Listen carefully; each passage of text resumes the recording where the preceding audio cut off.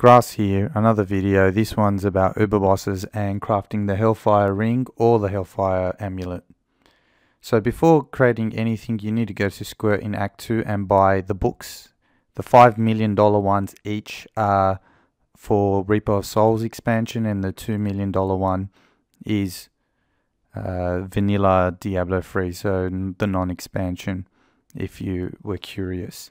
I have put the description or information in the description for the non-expansion, but as you can see, you will need crafting materials, and I'm going to show you how to get those materials and which bosses that you would have to fight to get those. So you go to the jeweler to get him to remember the plans, and he needs to be a level 12. And then once you have the materials, you go to the craftsman, and you can craft those amulets or the ring. Now, what's good about the amulet is that you get an extra passive, and for the Hellfire ring you get EXP. So it's really up to you if you want to farm them.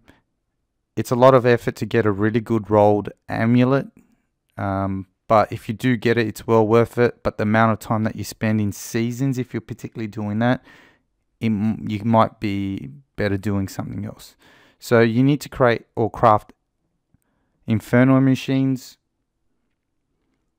and you need 1 key of each. So as you can see, I've got 4 keys, and I will be able to make a machine for Bones, Gluttony, War, and Evil.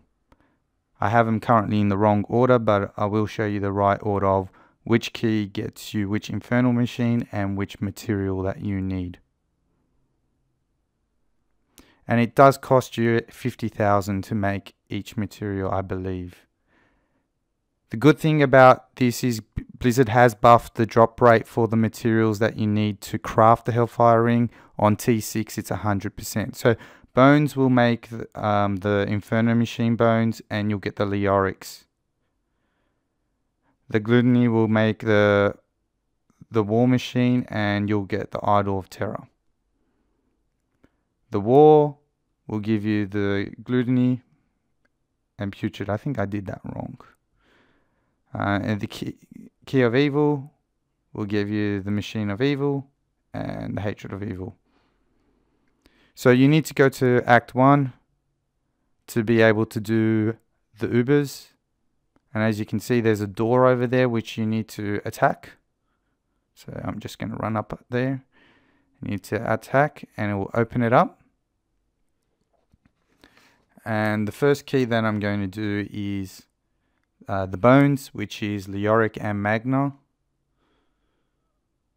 And in my case, I'm going to swap my amulet so that I absorb Arcane.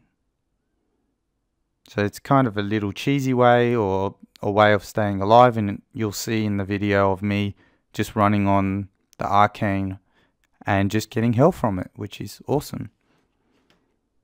They're not too hard to kill, these Ubers, even if you're soloing it. It's best to do it in a group, so everyone puts 1 key in, or excuse me, makes 1 Inferno Machine, so that it's more efficient and you get more amulets out of it. I'm doing it solo just for the sake of this video, just, to show you, what is involved in the Uber bosses and then crafting. If you're well geared, and I'm not talking about end game geared because I'm not end game, but I do have my 6-piece Marauder set, and I think if you have your set piece, this shouldn't be too much of a difficult fight to do. And again, you really only want to be doing it on T6 because it's 100% drop rate.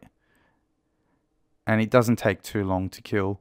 But again, to be more efficient, you probably want to do it in a group so that everyone contributes into one of the Inferno Machines. So that means you can get more runs out of it, which more runs mean more material, and more material means more crafting in regards to whichever aspect you want, whether it's the Hellfire ring or the amulet. Now, also something that's good about the Hellfire ring and the amulet is that they're not level restrictive, so you don't have to be level 70 to wear them. So for the Hellfire ring, it's pretty good if you're going to be power leveling a new class, so you will be getting an XP buff.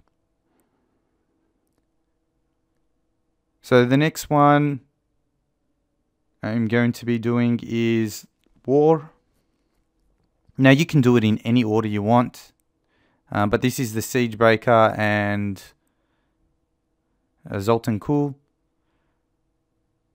And I think Zoltan Kulle is a bit hard sometimes. He's a pain to deal with, especially with his tornado, the slow, and then, you know, throwing the rocks down. So you got to be on your, you know, you need to be able to dodge him, depending on what class you are, of course. Siegebreaker is quite big and he's not too hard to kill. But the problem here is just Zoltan Kulle.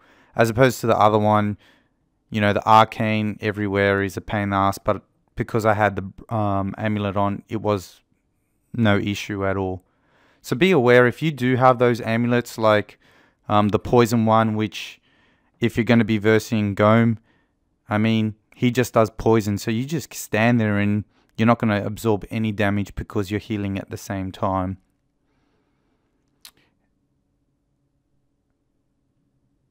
So it's pretty simple. It's not too hard to do. You know, repair costs not too expensive, considering that I got the Bone of Hoda and I got 3 billion gold. So this fight, I'm just showing you that I've got the amulet because obviously I'm going to go up against Ghom, and in all honesty, you're just going to see a demon hunter standing, you know, rather than, you know, standing right in front of the fight, rather than, you know, being away from it, because I'm just deliberately putting myself in a situation where I'm absorbing the poison.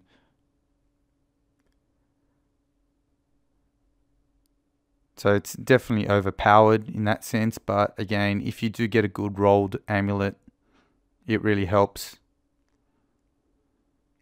Even if you're having some struggle in surviving, so that's kind of a way to survive. And this can also apply when you're versing Ghom as a Rift Guardian in normal rifts, but obviously it's a gamble in greater rifts because you can't change the gear. So as you can see, it's 100% drop. I've done this all in one go. I haven't manipulated the video or edited it. It's all in one go and it's 100% drop on T6. Which is great because it used to be a 50% drop.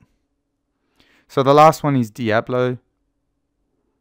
And it's interesting, Diablo calls a random boss or 2 random bosses, and you have to kill those bosses as well. But again, he's not too hard to kill as well. So just be careful that he does those traps, and you want to be able to dodge those.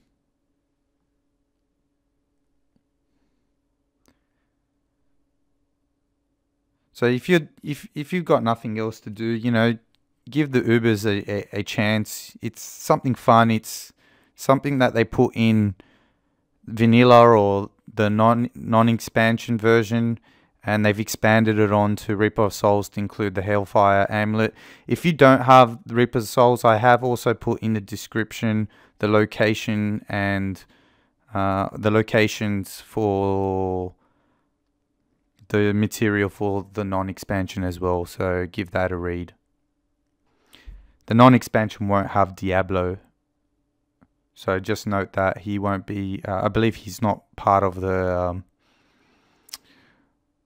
bounty reward, sorry, the Uber reward. So the exciting bit is now I've got all the materials and I can craft an amulet, or I can craft a Hellfire ring. So what you need to do is go to the craftsman, and obviously I had another set prepared earlier so that I can, you know, create both of them. I don't know, I just have this thing of I like going to Act 2 and doing my crafting. You don't specifically have to do that, but the jeweler guy is not too far. So in this case, I'm a demon hunter, so I'm going to create a dex 1 or a dex rolled 1. That's the Hellfire ring that you want to make, not the other ones, because they're the old ones. They're the level 60 ones. So this should be a smart loot drop, so they should know that you're a demon hunter, so it should potentially roll dex. It's an awful ring, but again, I will probably be using this as just a level 0 or level 1 character and just getting that 45% extra EXP. And this is the amulet. I got a socket. That's probably the only positive thing out of it. So guys, if you thought this was useful, give us a like. It does help us out. Farm those Ubers, farm those keys. I'll put an annotation of the key warden locations as well. But thank you for watching and have some fun playing Diablo, particularly if you are in seasons as well.